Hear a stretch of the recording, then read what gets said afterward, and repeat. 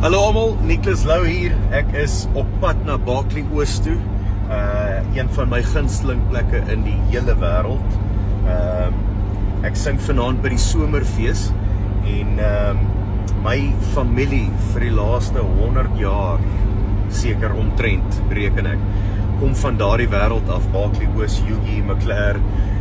So ek gaan 'n baie lekker tyd hê in Berkeley Oos en ek gaan vir julle 'n pragtige show los om te onthou vir die volgende jaar of 2.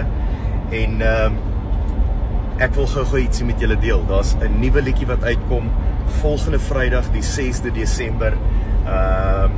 Ek is vanselfsprekend baie opgewonde want dit is 'n liedjie wat baie werk geverg het en wat 'n hele paar of 'n hele lang ruk gevat het om te skryf en ek dink julle gaan nogal van hom hou. Dit is old school Nicholas.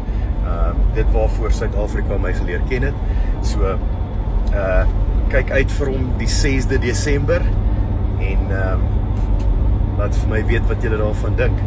Anders as dit, Berkeley Oos, ek kan nie wag om vir julle te sien nie. En van môre af besoek ek al die familieplase in daardie area. So ek is soos 'n vark in Palestina. Ek het gekom met my cruiser teen 'n lieflike R4 per kilometer net aan petrol. En ek ry 80 km/h om die kar so lig as moontlik op petrol te kry, maar dit is wat ek betaal vir die petrol. So maar dit is wat jy noem smiles per gallon. Sien julle vanaand, Berkeley Oos. Cheers!